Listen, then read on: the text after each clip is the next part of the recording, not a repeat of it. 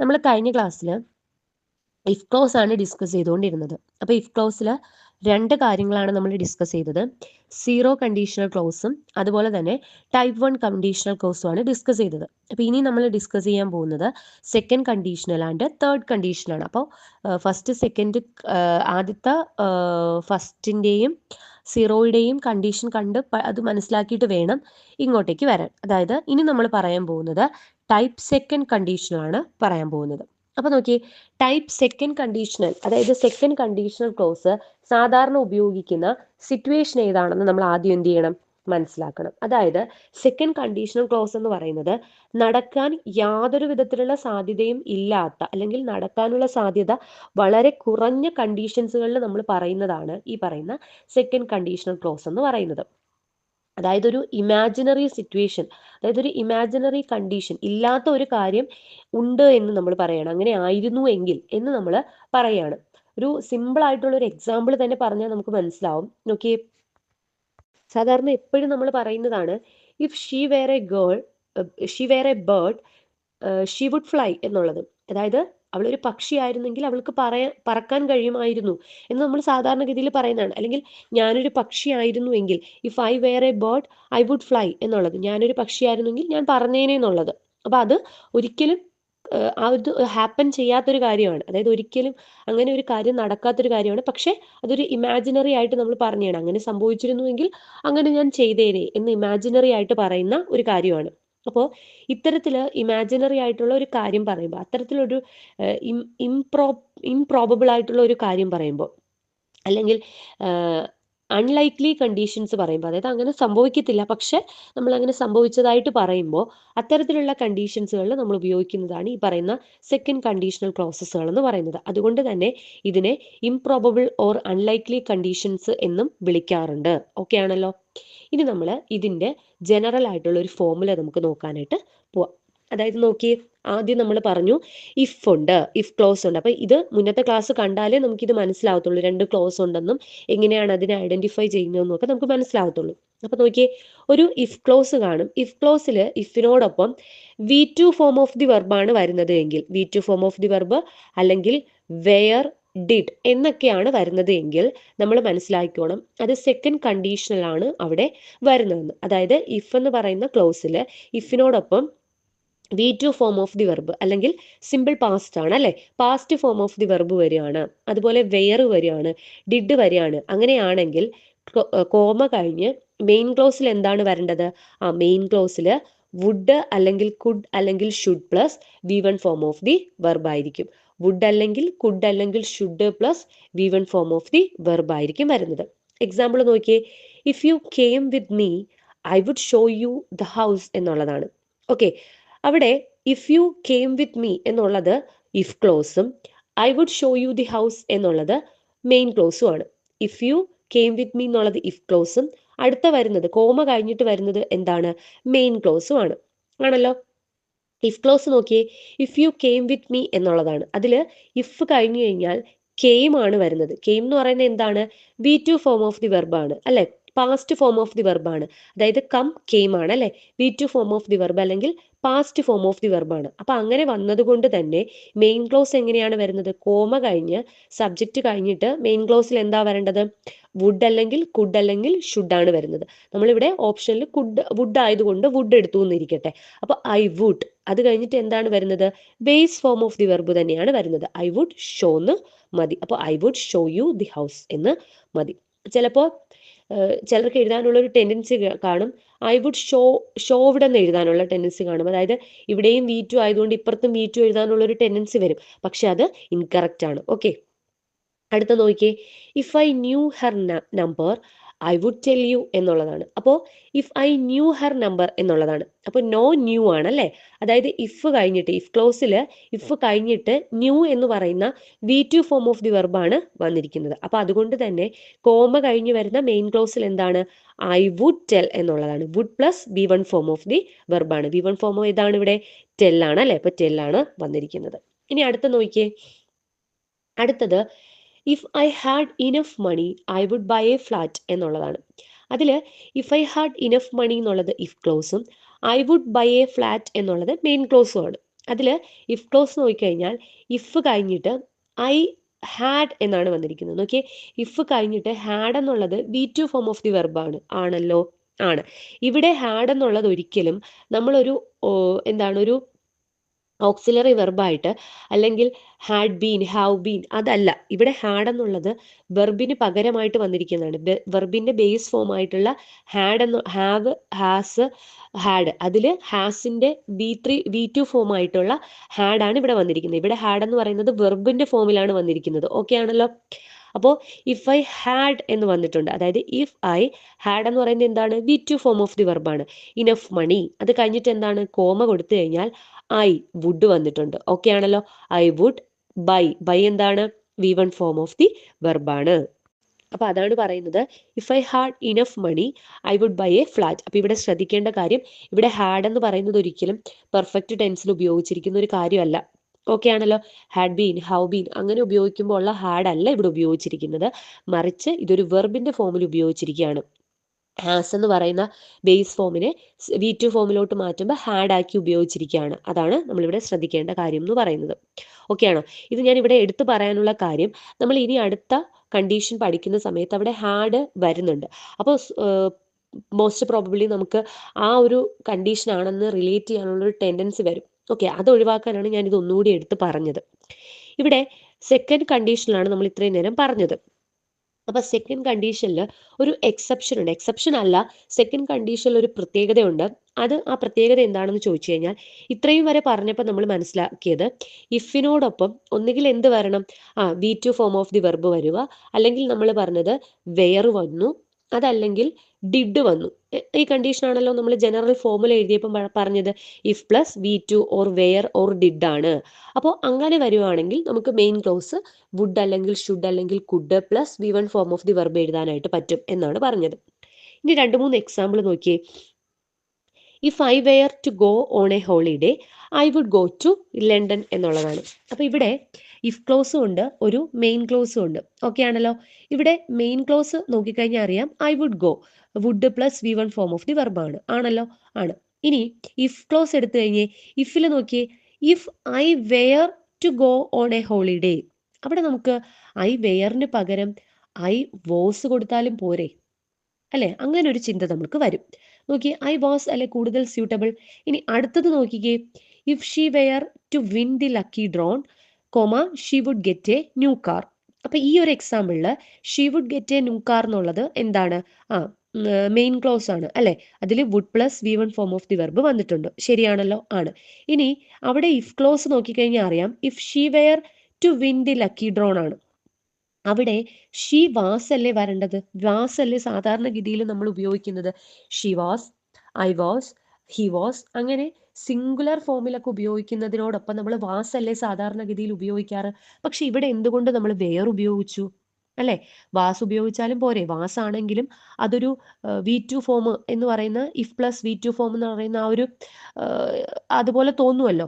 എന്നിട്ടും എന്താണ് നമ്മൾ വേർ തന്നെ ഉപയോഗിച്ചത്? ഷീ വേർ എന്ന് ഉപയോഗിച്ചു.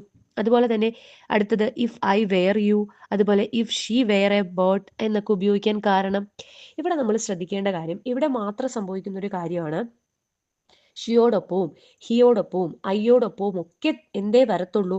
വേറെ വരത്തുള്ളൂ. അതായത് ഇഫ് ക്ലോസിനോടൊപ്പം വാസ് വരത്തില്ല. എന്തു മാത്രമേ വരത്തുള്ളൂ? വേർ മാത്രമേ വരത്തുള്ളൂ. വേറില്ലാതെയും V2 ഫോം ഒക്കെ വരാം, പക്ഷേ വാസ് എന്ത് ചെയ്യത്തില്ല? വരത്തില്ല. അപ്പൊ വാസ് വരുന്നെങ്കിൽ അതിന് സബ്സ്റ്റിറ്റ്യൂഷൻ ആയിട്ട് എന്തേ വരത്തുള്ളൂ? വേറെ വരത്തുള്ളൂ. അപ്പൊ നമ്മളെ തെറ്റിക്കാൻ വേണ്ടി ഇങ്ങനെ കൊടുക്കാം, if she dash a bird she would fly എന്നുള്ള ലാസ്റ്റ് എക്സാമ്പിൾ നോക്കി, ഷീ വുഡ് ഫ്ലൈ എന്ന് കൊടുക്കും. എന്നിട്ട് നമുക്ക് ഓപ്ഷൻ തന്നിരിക്കും, എന്താണ്? വാസ്, വെയർ, പിന്നെന്താണ്? വുഡ്, അല്ലെങ്കിൽ നൺ ഓഫ് ദി എബോ എന്നൊക്കെ കൊടുത്തു കഴിഞ്ഞാൽ നമുക്ക് എന്ത് എഴുതാനുള്ള ടെൻഡൻസി വരും? ഷീ വാസ് എ ബേർഡ് എന്ന് എഴുതാനുള്ള ഒരു ടെൻഡൻസി വരും. ആണല്ലോ, ആണ്. എന്ന് മാത്രമല്ല, നമുക്ക് സെക്കൻഡ് കണ്ടീഷനും കൂടി ആയിരിക്കുന്നത് കൊണ്ട് V2 ഫോം എന്ന് നമ്മൾ പഠിച്ചു വെച്ചിട്ടുണ്ട്. V2 ഫോം എന്ന് പഠിച്ചു വെച്ചിട്ടുണ്ട്. ഇഫ് പ്ലസ് V2 ഫോം എന്ന് പഠിച്ചു വെച്ചിരിക്കുന്നത് കൊണ്ട് തന്നെ വാസ് വന്നാലും കുഴപ്പമില്ലല്ലോ, ഷീ വാസ് എന്നല്ലേ വരുന്നത് എന്ന് നമുക്ക് റിലേറ്റ് ചെയ്യാനുള്ള ഒരു ടെൻഡൻസി വരും. പക്ഷെ അത് ഇൻകറക്റ്റ് ആണ്. ആണല്ലോ. കറക്റ്റ് ആയിട്ടുള്ള എന്താണ്? ഇഫ് ഷീ വെയർ എന്നുള്ളതാണ്. അതായത് ഇവിടെ നമ്മൾ ശ്രദ്ധിക്കേണ്ട കാര്യം, ഇവിടെ എപ്പോഴും ഇഫ് ക്ലോസിനോടൊപ്പം വാസിന് പകരം വേറെ വരത്തുള്ളൂ. അതിപ്പോൾ ഏത് സബ്ജക്റ്റ് ഏതായാലും വേറെ വരത്തുള്ളൂ. കാരണം ഇവിടെ നമ്മൾ പറഞ്ഞപ്പോഴേ പറഞ്ഞു, സെക്കൻഡ് കണ്ടീഷണൽ ഉപയോഗിക്കുന്നത് നടക്കാൻ സാധ്യത തീരെ കുറഞ്ഞ അല്ലെങ്കിൽ നടക്കാൻ സാധ്യതയില്ലാത്ത ഒരു ഇമാജിനറി കണ്ടീഷനെയാണ് നമ്മൾ പറയുന്നത്. അപ്പോൾ അങ്ങനെ നടക്കാൻ സാധ്യതയില്ലാത്തതും ഇമാജിനറി ആയിട്ടുള്ള ഒരു കണ്ടീഷനും ആയതുകൊണ്ടാണ് നമ്മൾ അവിടെ സബ്ജക്റ്റ് നോക്കാതെ തന്നെ അതിനോടൊപ്പം എന്തുപയോഗിക്കുന്നത്, വേറെ ഉപയോഗിക്കാനുള്ള ഒരു കാരണമെന്ന് പറയുന്നത്. അപ്പൊ എപ്പോഴും എന്തേ ഉപയോഗിക്കത്തുള്ളൂ, വേറെ ഉപയോഗിക്കത്തുള്ളൂ. ഇനി വേറെ ഇല്ലാതെ തന്നെ നമ്മൾ നേരത്തെ എഴുതിയതുപോലെ എന്താണ്, V2 വരികയാണെങ്കിൽ V2 ഡിഡോ ഒക്കെ ഉപയോഗിക്കാം. പക്ഷേ വാസ് ഉപയോഗിക്കേണ്ട സ്ഥാനത്ത് വേറാണ് ഉപയോഗിക്കാൻ ചോദിക്കുന്നതെങ്കിൽ അവിടെ വാസ് ഉപയോഗിക്കാനായിട്ട് പറ്റത്തില്ല. എന്ത് മാത്രമേ ഉപയോഗിക്കാൻ പറ്റത്തുള്ളൂ, വേറെ മാത്രമേ ഉപയോഗിക്കാനായിട്ട് പറ്റത്തുള്ളൂ. If she were a bird she would fly എന്ന് ചോദിച്ചിട്ട് സ്റ്റേറ്റ്മെന്റ് കറക്റ്റ് ആണോ എന്ന് ചോദിച്ചാൽ ഈ സ്റ്റേറ്റ്മെന്റ് കറക്റ്റ് ആണ്. കാരണം ഇഫ് ഷീ വാസ് എന്ന് കൊടുക്കാൻ പറ്റത്തില്ല. കാരണം ഷീ വെയർ എ ബേർഡ് എന്നേ കൊടുക്കാൻ പറ്റൂ. കാരണം ഇതൊരു സാങ്കല്പികമായിട്ടുള്ള ഒരു കണ്ടീഷനാണ്, നമുക്കൊരു ഇമാജിനറി കണ്ടീഷനാണ്. ഇല്ലാത്ത കാര്യം ഉണ്ട് എന്ന് നമ്മൾ സങ്കല്പിക്കുകയാണ്. അത് തന്നെയല്ല ഈ statement. If she were a bird she would fly. അവളൊരു ബേർഡ് ആയിരുന്നെങ്കിൽ അവൾ പറഞ്ഞേനെ. ഒരിക്കലും അങ്ങനെ സംഭവിക്കത്തില്ല. സംഭവിക്കാത്തൊരു കാര്യം നമ്മൾ ഇമാജിൻ ചെയ്യാണ്. അങ്ങനെ ആയിരുന്നെങ്കിൽ അങ്ങനെ സംഭവിച്ചേനെ. അതുകൊണ്ടാണ് അവിടെ എന്ത് ഉപയോഗിക്കുന്നത്, സിംഗുലറിനോടൊപ്പവും പ്ലൂറലിനോടൊപ്പവും ഒക്കെ നമ്മൾ എന്ത് ഉപയോഗിക്കുന്നത്, വേർ ഉപയോഗിക്കാനുള്ളൊരു കാരണമെന്ന് പറയുന്നത്. അടുത്തത് ലാസ്റ്റ് കണ്ടീഷനാണ് ടൈപ്പ് തേർഡ് കണ്ടീഷണൽ അല്ലെങ്കിൽ തേർഡ് കണ്ടീഷണൽ എന്ന് പറയും. അപ്പോൾ തേർഡ് കണ്ടീഷണലിന്റെ ഫോമാറ്റ് എന്താണ്, ഇഫ് ക്ലോസിൽ if plus had plus V3 form of the വെർബാണ്. അതായത് പാസ്റ്റ് പെർഫെക്റ്റ് ടെൻസിൽ വരെയാണ്. അതായത് if plus had plus V3 form of the വെർബാണ് ഇഫ് ക്ലോസിൽ വരുന്നത്. അതായത് ഇഫ് ക്ലോസ് പാസ്റ്റ് പെർഫെക്റ്റിലാണെങ്കിൽ മെയിൻ ക്ലോസ് എങ്ങനെയായിരിക്കും വരുന്നത്, would, could, should or might plus have ഉണ്ട് അല്ലെ. നേരത്തെ വുഡ്, കുഡ്, ഷുഡ് മാത്രമേ ഉള്ളായിരുന്നു. ഇവിടെ would, could, should, might plus have. ഒന്നുകിൽ വുഡ് ഹാവ്, അല്ലെങ്കിൽ കുഡ് ഹാവ്, അല്ലെങ്കിൽ ഷുഡ് ഹാവ്, അല്ലെങ്കിൽ might have plus V3 form of the വെർബാണ് വരുന്നത്. നേരത്തെ എല്ലാം V1 ഫോം ഓഫ് ദി വെർബാണെങ്കിൽ ഇവിടെ എന്താണ്, V3 ഫോം ഓഫ് ദി വെർബാണ്. അത് നമുക്ക് റിലേറ്റ് ചെയ്യാൻ എളുപ്പമല്ലേ. ഹാവ് വരുവാണെങ്കിൽ have plus V3 form of the verb മാത്രമേ വരത്തുള്ളൂ. Had plus V3 form of the verb മാത്രമേ വരത്തുള്ളൂ. അപ്പൊ ഹാഡ് ഓർ ഹാവ്, ഹാസ് ഒക്കെ വരികയാണെങ്കിൽ അതിനുശേഷം V3 form of the verb മാത്രമേ വരത്തുള്ളൂ. അപ്പൊ അങ്ങനെയാണ് ഇത് വന്നിരിക്കുന്നത്. ഇഫ് ക്ലോസിലെ if plus had plus V3, അങ്ങനെയാണെങ്കിൽ മെയിൻ ക്ലോസിൽ കോമ കഴിഞ്ഞ് would or could or should or might plus have plus V3 form of the വെർബാണ് വരുന്നത്. എക്സാമ്പിൾ നോക്കിയേ. If he had arranged a taxi to receive us, he would have to told us എന്നുള്ളതാണ്.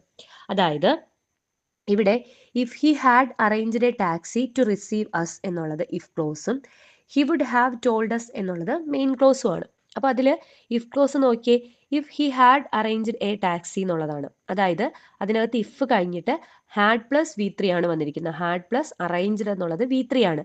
അറേഞ്ചിന്റെ V3 ആണ് arranged എന്നുള്ളത്. അപ്പോൾ had plus V3 form വന്നിട്ടുണ്ട്. അങ്ങനെയാണെങ്കിൽ comma കഴിഞ്ഞ് മെയിൻ ക്ലോസിനോടൊപ്പം എന്താണ് വരുന്നത്, ഹി വുഡ് കഴിഞ്ഞ് എന്താണ്, വുഡ് ഹാവ് V3 എന്ന് പറയുന്നത് ടോൾഡ് ആണ്. ടോൾഡ് ആണ്. അപ്പോൾ വുഡ് ഹാവ് ടോൾഡ് ആണ് വരുന്നത് ആണല്ലോ. അടുത്ത എക്സാമ്പിൾ നോക്കിയേ.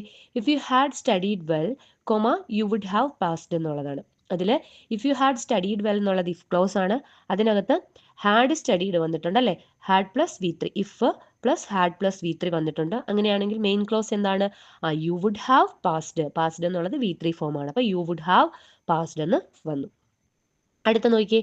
If you had the medicine, you could have vaccinated the patient. അപ്പോൾ നേരത്തെ മുമ്പ് ഒരു ക്ലാസ്സിൽ നമ്മൾ പറഞ്ഞു, ഹാഡിൻ്റെ കേസ് പറഞ്ഞു. അപ്പോൾ അതുകൊണ്ടാണ് അത് ഒന്നുകൂടി എടുത്ത് പറഞ്ഞത്, ഹാഡ് തന്നെ ഇവിടെ ചേർത്തത്. നോക്കിയേ ഈ example. If you had the medicine എന്നുള്ളത് ഇഫ് ക്ലോസ് ആണ്. അതിനകത്ത് ഇഫ് യു ഹാഡ് എന്നുള്ളതിൻ്റെ യു ഹാഡ്, ആദ്യത്തെ ഹാഡ് എന്ന് പറയുന്നത് നോർമലി ഇഫിനോടൊപ്പം വരുന്ന ഹാഡാണ് ആണല്ലോ. ഇനി അടുത്തൊരു ഹാഡ് ഉണ്ടല്ലോ, രണ്ടാമത്തെ ഹാഡ് എന്ന് പറയുന്നത് V3 ഫോം ഓഫ് ദി വെർബായിട്ട് ഉപയോഗിച്ചിരിക്കുകയാണ്. ഓക്കെ ആണല്ലോ. ആദ്യത്തെ ഹാഡ് എന്ന് പറയുന്നത് നോർമലി ഹാഡ് ആയിട്ട് ഉപയോഗിച്ചിരിക്കുന്നു, ഇഫ് പ്ലസ് ഹാഡ് ആയിട്ട് ഉപയോഗിച്ചിരിക്കുന്നു. V3 ഫോം ആയിട്ട് ഉപയോഗിച്ചിരിക്കുന്നതാണ് രണ്ടാമത്തെ ഹാഡ്. അങ്ങനെയാണെങ്കിൽ മെയിൻ ക്ലോസ് എങ്ങനെയാണ്, യു കുഡ് ഹാവ് V3 ഏതാണ്, വാക്സിനേറ്റഡ്. അപ്പോൾ you could have vaccinated the patient എന്നാണ് വരുന്നത്. അപ്പോൾ ഇതാണ് തേർഡ് കണ്ടീഷണൽ ക്ലോസ് എന്ന് പറയുന്നത്. അപ്പോൾ ഈ പറയുന്ന തേർഡ് കണ്ടീഷണൽ ക്ലോസ് സാധാരണയായിട്ട് ഉപയോഗിക്കുന്ന സിറ്റുവേഷൻ ഏതാണ്, ഇത് പാസ്റ്റിൽ സംഭവിച്ചു കഴിഞ്ഞിരിക്കുന്ന ഒരു കാര്യത്തെ പറ്റിയിട്ട് പറയാനാണ് തേർഡ് കണ്ടീഷണൽ ക്ലോസ് ഉപയോഗിക്കുന്നത്. ബാക്കി 2 കണ്ടീഷണൽ ക്ലോസും എന്താണ് ഫ്യൂച്ചർ അല്ലെങ്കിൽ നടക്കാൻ പോകുന്ന കാര്യങ്ങളെ പറ്റി, അല്ലെങ്കിൽ നടന്നുകൊണ്ടിരിക്കുന്ന സമയം, പിന്നെ നടക്കാൻ പോകുന്ന കാര്യത്തെ പറ്റിയിട്ടാണ് പറയുന്നതെങ്കിൽ തേർഡ് കണ്ടീഷണൽ ക്ലോസ് നടന്നു കഴിഞ്ഞ ഒരു കാര്യത്തെ പറ്റിയിട്ടാണ് പറയുന്നത്. ഓക്കെ ആണോ? സംഭവിച്ച ഒരു കാര്യം, അതിന് റിസൾട്ടും ഉണ്ടായി, അതിനെപ്പറ്റി പറയാണ് ചെയ്യുന്നത്. ഫോർ എക്സാമ്പിൾ നോക്കിയേ, ഇവിടെ നേരത്തെ പറഞ്ഞ എക്സാമ്പിൾ ആണ്, if you had studied well you would have passed എന്നുള്ളതാണ്. അതായത് നീ നന്നായിട്ട് പഠിച്ചിരുന്നെങ്കിൽ എന്താണ്, നിനക്ക് പാസ്സാകാമായിരുന്നു എന്നുള്ളതാണ്. അപ്പം നിലവിൽ പാസ്സായിട്ടില്ല, അതായത് അവൻ നന്നായിട്ട് പഠിച്ചിട്ടുമില്ല, അതുകൊണ്ട് അവൻ പാസ്സായിട്ടുമില്ല. ഓക്കെ ആണോ? നന്നായിട്ട് പഠിച്ചിട്ടുമില്ല, അവൻ തോറ്റു പോവുകയും ചെയ്തു. അപ്പം നീ അന്ന് നന്നായിട്ട് പഠിച്ചിരുന്നെങ്കിൽ നിനക്ക് ജയിക്കാമായിരുന്നു എന്നുള്ളതാണ്. അപ്പോൾ പാസ്റ്റ് സംഭവിച്ചു പോയി, സംഭവം നടന്നു, തോറ്റും പോയി. പക്ഷെ നമ്മളിങ്ങനെ പ്രതീക്ഷിക്കുകയാണ്, അയ്യോ ഖേദം പറയുകയാണ്, അതായത് ഞാൻ ചെയ്തത് ഒരു ഖേദപ്രകടനം പോലെ പറയണം, അയ്യോ ഞാൻ അന്ന് നന്നായിട്ട് പഠിച്ചിരുന്നെങ്കിൽ എനിക്ക് പാസ്സാകാമായിരുന്നു എന്നുള്ളൊരു ഖേദം, ഒരു വിഷമം പിന്നീട് പറയാണ്. പക്ഷെ അതിനെ ഒന്നും ചെയ്യാൻ പറ്റത്തില്ല, കഴിഞ്ഞു പോയി. പക്ഷെ ഒരു ഖേദപ്രകടനം എന്നുള്ള രീതിയിൽ പറയുന്നതാണ് ഈ പറയുന്ന ടൈപ്പ് തേർഡ് കണ്ടീഷണൽ എന്ന് പറയുന്നത്. അപ്പം നമ്മൾ പ്രധാനമായിട്ട് ശ്രദ്ധിക്കേണ്ടത്, ഇത് ഓരോ കണ്ടീഷൻസും നമ്മൾ ഏതൊക്കെ സിറ്റുവേഷനിലാണ് ഉപയോഗിക്കുന്നത് എന്ന് കൂടി നമ്മളൊന്ന് ആലോചിച്ച് വെച്ചിട്ട് വേണം സ്റ്റേറ്റ്മെന്റിനെ അപ്രോച്ച് ചെയ്യാനായിട്ടുള്ളത്. ഓക്കെ ആണോ? ആണ്. ഇനി ഈ പറയുന്ന തേർഡ് കണ്ടീഷനിൽ വരുന്ന ഒരു കാര്യമാണ് ഇൻവേർട്ടഡ് കണ്ടീഷണൽ എന്ന് പറയുന്നത്. ഇപ്പൊ തേർഡ് കണ്ടീഷനിൽ തന്നെ വരുന്നതാണ്, ഫോമാറ്റിൽ ഒന്നും മാറ്റമില്ല. പക്ഷെ അതിനകത്ത് വരുന്ന ഒരു എക്സെപ്ഷൻ ആണ് ഇൻവേർട്ടഡ് കണ്ടീഷണൽ എന്ന് പറയുന്നത്. അതായത് ഈ ഇൻവേർട്ടഡ് കണ്ടീഷൻ എന്ന് പറയുന്നത്, നമ്മൾ സാധാരണഗതിയിൽ തേർഡ് കണ്ടീഷൻ എഴുതുമ്പോൾ നമ്മൾ ഇഫ് ചേർത്തൊരു ഇഫ് ക്ലോസും കാണും, കോമ കഴിഞ്ഞിട്ട് ഒരു മെയിൻ ക്ലോസ് കാണും. പക്ഷേ ഇൻവേർട്ടഡ് കണ്ടീഷൻ എഴുതുമ്പോൾ അവിടെ ഇഫ് ക്ലോസ് എന്ത് ചെയ്യത്തില്ല, കാണത്തില്ല. അതായത് ഇഫ് കാണത്തില്ല, ഇഫ് ക്ലോസ് കാണും, പക്ഷെ ഇഫ് എന്ത് ചെയ്യത്തില്ല, കാണത്തില്ല. അപ്പൊ വിത്തൗട്ട് ഇഫ്, അതായത് ഇഫ് കാണത്തില്ല, പിന്നെ എന്ത് ചെയ്യും, സബ്ജക്റ്റും വെർബും തമ്മിൽ അങ്ങോട്ടും ഇങ്ങോട്ടും ഇൻവേർട്ട് ചെയ്യും, തിരിക്കും. സബ്ജക്റ്റ് ആദ്യവും വെർബ് രണ്ടാമതുമാണ് നമ്മൾ നോർമലി എഴുതുന്നത്, അതിന് അപ്പുറത്തോട്ടും ഇപ്പുറത്തോട്ടും തിരിക്കും. വെർബ് ആദ്യവും സബ്ജക്റ്റ് രണ്ടാമതുമായിട്ട് മാറും. ഇല്ലാതാവും, ഇഫ് ഇല്ലാതെയും ആകും. അപ്പൊ ആദ്യം നമ്മൾ ഇൻവേർട്ടഡ് കണ്ടീഷനിൽ ഇഫ് എടുത്ത് കളയും, വെർബിനെ ആദ്യം എഴുതും, സബ്ജക്റ്റിനെ രണ്ടാമത് എഴുതും. ബാക്കിയെല്ലാം എന്തുപോലെയാണ്, തേർഡ് കണ്ടീഷനിൽ പോലെ തന്നെയാണ്. Okay, if you had studied well you would have passed എന്നുള്ളത് തേർഡ് കണ്ടീഷണൽ ക്ലോസ് ആണല്ലോ. ഇഫ് ചേർത്ത് ഇഫ് ക്ലോസും പിന്നെ ഒരു മെയിൻ ക്ലോസും വന്നിട്ടുണ്ട്, ആണല്ലോ. ഇവിടെ ഒരു മാറ്റവും ഇല്ല. ഇതിനെ ഇൻവേർട്ടഡ് കണ്ടീഷനിലാക്കി മാറ്റുന്ന സമയത്ത് മീനിങ് എല്ലാം സെയിം ആണ്. പക്ഷെ ഇവിടെ ചെയ്യുന്ന കാര്യം എന്താണ്, ഇഫ് അങ്ങ് പോവും, ആണല്ലോ. ഇഫ് പോയി, രണ്ടാമത് താഴെ എഴുതിയിരിക്കുന്ന അതാണ്. ഇഫ് പോയിട്ട് എന്ത് ചെയ്യും, ഹാഡ് അങ്ങ് ആദ്യം വരും, സബ്ജക്റ്റ് യു ആണല്ലോ, സബ്ജക്റ്റ് അങ്ങ് രണ്ടാമതും പോവും, ഇഫ് എന്ത് ചെയ്യും, മാഞ്ഞു പോവും, ഇഫ് അങ്ങ് മാഞ്ഞു പോകും. ഇപ്പൊ ഇഫ് മാഞ്ഞു പോവുകയും വെർബ് ആദ്യം വരും, വെർബ് ഏതാണ്, ഹാഡ് ആദ്യം വരികയും സബ്ജക്റ്റ് ആയിട്ടുള്ള യു രണ്ടാമത് പോവുകയും ചെയ്യും. അപ്പൊ had you studied well you would have passed. ബാക്കിയെല്ലാം അതുപോലെ. മനസ്സിലായോ? ആദ്യത്തെ ഇഫ് പോയി, സബ്ജക്റ്റ് രണ്ടാമതും വെർബ് ആദ്യവും വന്നു, അത് മാത്രമേ സംഭവിച്ചിട്ടുള്ളൂ. ബാക്കിയെല്ലാം തേർഡ് കണ്ടീഷൻ അതുപോലെ എഴുതണം. അടുത്തൊരു എക്സാമ്പിൾ നോക്കിയേ, if he had got an opportunity, you would have directed എന്നുള്ളതാണ്. അപ്പോൾ ഇത് നോർമലി ഉള്ളൊരു തേർഡ് കണ്ടീഷണൽ ക്ലോസ് ആണ്. ഒരു ഇഫ് ക്ലോസും ഉണ്ട്, ഒരു മെയിൻ ക്ലോസും ഉണ്ട്. ഇനി അതിനെ ഇൻവേർട്ടഡ് കണ്ടീഷനിലേക്ക് മാറ്റുന്ന സമയത്ത് ഇഫ് എടുത്ത് കളഞ്ഞിട്ട് എന്ത് ചെയ്യും, ഹാഡിനെ ആദ്യം കൊണ്ടുവന്നു, ഹിയെ രണ്ടാമത് കൊണ്ടുപോയി. അതാണ് had he got an opportunity he would have directed. ബാക്കിയെല്ലാം അതുപോലെ തന്നെ വരും. അതാണ് ഇൻവേർട്ടഡ് കണ്ടീഷണൽ. അത് ഏതിൽ വരുന്നതാണ്, ആ തേർഡ് കണ്ടീഷണൽ ക്ലോസിൽ വരുന്നതാണ്. അവിടെ ഇഫ് ഇല്ലാതെ നമ്മൾ എഴുതുന്നത് എങ്ങനെയാണ് എന്നുള്ളതാണ് ഇൻവേർട്ടഡ് കണ്ടീഷനിൽ പറയുന്നത്. ചില സമയത്ത് ഇഫ് കാണത്തില്ല, അപ്പം നമ്മൾ വിചാരിക്കും അയ്യോ ഇഫ് ക്ലോസ് അല്ലല്ലോ, അപ്പം നമ്മൾ പഠിച്ചിട്ടില്ല എന്ന് വിചാരിക്കും. പക്ഷേ ഇഫ് ക്ലോസ് എല്ലാം പഠിച്ചുകൊണ്ട് പോകും. പക്ഷേ ഈ ഇൻവേർട്ടഡ് കണ്ടീഷനിൽ പഠിച്ചുകൊണ്ട് പോയില്ലെങ്കിൽ ഇഫ് ക്ലോസ് തന്നെയാണ് ഇൻവേർട്ടഡ് കണ്ടീഷൻ, അതിൽ ഇഫ് കാണത്തില്ലെന്ന് മാത്രമേ വരുന്നുള്ളൂ. ബാക്കിയെല്ലാം തേർഡ് കണ്ടീഷണൽ ക്ലോസിന്റെ ഫോർമുല തന്നെയാണ് ഉപയോഗിക്കേണ്ടത്. അത് വെച്ച് നമ്മൾ എഴുതണം. ഇനി അടുത്ത ഒന്നുകൂടി പറയാം, അതൊരു ചെറിയ കാര്യമാണ്, അതുകൂടി പറഞ്ഞ് നമുക്ക് ഇഫ് ക്ലോസ് കംപ്ലീറ്റ് ചെയ്യാം. അതേതാണ്, അൺലെസ് എന്ന് പറയുന്ന ഒരു കാര്യമാണ്. അപ്പോൾ അൺലെസ് എന്ന് പറയുന്നത് ഇഫ് ക്ലോസ് പോലെ, ഇഫ് പോലെ ഉപയോഗിക്കുന്ന ഒരു സ്റ്റേറ്റ്മെന്റ് ആണ് അൺലെസ്. അൺലെസിന്റെ അർത്ഥം എന്താണ്, ഇഫ് നോട്ട്, അതായത് ഇഫ് നോട്ടിന് പകരം നമ്മൾ ഉപയോഗിക്കുന്നതാണ് അൺലെസ്. ഇഫിന് പകരം അല്ല, ഇഫ് നോട്ട്, അതായത് ഒരു നെഗറ്റീവ് സ്റ്റേറ്റ്മെന്റിൽ ഇഫിന് ഉപയോഗിക്കുന്ന സമയത്ത് നമ്മൾ ഉപയോഗിക്കുന്നതാണ് അൺലെസ് എന്ന് പറയുന്നത്. അതായത് ഇഫ് നോട്ടിന് പകരം ഉപയോഗിക്കുന്നതാണ് എന്ത്, അൺലെസ്. എക്സാമ്പിൾ നോക്കിയേ, unless you change your habit you will suffer എന്നുള്ളതാണ്. നീ നിന്റെ ഹാബിറ്റ് ചേഞ്ച് ചെയ്തില്ല എങ്കിൽ നീ അതിൽ എന്ത് ചെയ്യും, സഫർ ചെയ്യും എന്നുള്ളതാണ്. അതൊരു നെഗറ്റീവാണ്. അൺലെസ് എന്ന് വെച്ചാൽ ചെയ്തില്ലെങ്കിൽ, ഹാബിറ്റ് ചേഞ്ച് ചെയ്തില്ലെങ്കിൽ. ഇഫ് എന്ന് പറയുകയാണെങ്കിൽ ഹാബിറ്റ് ചേഞ്ച് ചെയ്താൽ എന്നാണ്. ഇത് ഹാബിറ്റ് ചേഞ്ച് ചെയ്തില്ലെങ്കിൽ, അതായത് ഇഫ് നോട്ടിന് പകരമാണ് എന്ത് ഉപയോഗിച്ചിരിക്കുന്നത്, അൺലെസ് ഉപയോഗിക്കുന്നത്. ബാക്കിയെല്ലാം നമ്മൾ നേരത്തെ പറഞ്ഞതുപോലെ ആ കണ്ടീഷൻസ് ഒക്കെ ഇപ്പം ഫസ്റ്റ് ആണ് വരുന്നതെങ്കിൽ അതുപോലെ നമ്മൾ മെയിൻ ക്ലോസ് എഴുതുക, സെക്കൻഡ് കണ്ടീഷനിലാണെങ്കിൽ അതുപോലെ മെയിൻ ക്ലോസ് വരിക, അതെല്ലാം അതുപോലെ എഴുതാം. പക്ഷേ അവിടെ ഇഫിന് പകരം, അതായത് ഇഫ് നോട്ടിന് പകരം നെഗറ്റീവായിട്ട് എന്ത് വരുന്നുണ്ട്, അൺലെസ് വരുന്നുണ്ടെന്ന് മാത്രമേ ഉള്ളൂ. ബാക്കിയെല്ലാം അതുപോലെ തന്നെ എഴുതിയാൽ മതി. Unless you change your habit you will suffer എന്നുള്ളതാണ്, ആണല്ലോ. അതായത് ഇവിടെ നോക്കി ഒന്നുകൂടി പറയാത്, unless you change your habit you will suffer. അതിനകത്ത് അൺലെസ് എന്ന് പറയുന്ന ഒന്നാമത്തെ ക്ലോസ്, രണ്ടാമത്തത് യു വിൽ സഫർ എന്നുള്ളത് അടുത്ത ക്ലോസ്. ഇതിൽ ഇഫ് വന്നിട്ടില്ല, ഇഫ് നോട്ടിന് പകരമാണ് അൺലെസ് വന്നിരിക്കുന്നത്. ഒരു നെഗറ്റീവ് ഒരു മീനിങ് തരാൻ വേണ്ടിയിട്ടാണ് അൺലെസ് വന്നിരിക്കുന്നത്. അത് കഴിഞ്ഞിട്ട് ചേഞ്ച് എന്നുള്ളത് ഏതാണ്, V1 ഫോം ആണ്. ഓക്കെ ആണല്ലോ. അപ്പം നമുക്ക് മനസ്സിലാക്കാം V1 ഫോം ആയതുകൊണ്ട് തന്നെ ഇതൊരു ഫസ്റ്റ് കണ്ടീഷണൽ ക്ലോസ് ആണ്. അങ്ങനെ വരുമ്പോൾ അടുത്ത കോമ കഴിഞ്ഞിട്ട് വരുന്നത്, യു കഴിഞ്ഞിട്ട് വരുന്നത് എന്താണ്, വിൽ അല്ലെങ്കിൽ ക്യാൻ അല്ലെങ്കിൽ ഷോൾ അല്ലെങ്കിൽ ഷോള്, വില്ല്, ക്യാന്, അതൊക്കെയാണ് വരുന്നത്. അത് plus V1 form of the വെർബാണ്. അപ്പോൾ ഇവിടെ യു വിൽ സഫർ ആണ് വരുന്നത്. സഫർ ആണ് V1 form of the verb വന്നിരിക്കുന്നത്. ബാക്കിയെല്ലാം അതുപോലെ തന്നെ ഇഫ് നോട്ടിന് പകരം ആ അർത്ഥം വരുന്ന അൺലെസ് നമ്മൾ ചേർത്തുന്നേ ഉള്ളൂ. Okay, unless you work hard won't get high mark എന്നുള്ളതാണ്. നീ നന്നായിട്ട് പഠിച്ചില്ല എങ്കിൽ നിനക്ക് നല്ല മാർക്കും എന്ത് ചെയ്യത്തില്ല, കിട്ടത്തില്ല എന്നുള്ളൊരു നെഗറ്റീവ് മീനിങ് തരികയാണ്. ഇഫ് ഒരു പോസിറ്റീവ് മീനിങ് തരുന്ന സിറ്റുവേഷൻസിൽ ഇഫ് നോട്ട് ആയിട്ട് ചേർക്കുകയാണെങ്കിൽ അവിടെയാണ് അൺലെസ് നെഗറ്റീവ് മീനിങ് തരുന്നത്. ഓക്കെ ആണല്ലോ. അൺലെസ് യു വർക്ക് ഹാർഡ്, അതായത് V1 ഫോം ആണ് അല്ലേ. V1 ഫോം വരുന്നത് കൊണ്ട് തന്നെ വോണ്ട് വരും, അതായത് വിൽ പ്ലസ് നോട്ട് ആണ് അല്ലേ. വിൽ പ്ലസ് നോട്ട് വരുമ്പോൾ വോണ്ട് ഗെറ്റ്, ഗെറ്റ് എന്ന് പറയുന്നത് V1 ഫോം ഓഫ് ദി വെർബാണ്. ഗെറ്റ് ഹൈ മാർക്സ് എന്നുള്ളതാണ്. ഇഫ് നോട്ടിന് പകരം നമുക്ക് എന്ത് ഉപയോഗിക്കാം, അൺലെസ് ഉപയോഗിക്കാനായിട്ട് പറ്റും. അപ്പോൾ ഇതാണ് രണ്ട് ക്ലാസ്സുകളിലായിട്ട് നമ്മൾ എന്തിനെ പറ്റിയിട്ടാണ് പറഞ്ഞത്, ഇഫ് ക്ലോസിനെ പറ്റിയിട്ടാണ് പറഞ്ഞത്. അപ്പം വളരെ ഇമ്പോർട്ടൻ്റ് ആയിട്ടുള്ള എക്സാം ഓറിയൻറ്റഡ് ആയിട്ടുള്ള കാര്യങ്ങൾ മാത്രമേ പറഞ്ഞുള്ളൂ. വളരെ ഇമ്പോർട്ടൻ്റ് ആയിട്ടുള്ള ഒരു പോർഷനാണ് ഇഫ് ക്ലോസ് എന്ന് പറയുന്ന പോർഷൻ. അപ്പം പഠിച്ചു വെച്ചിരിക്കുക.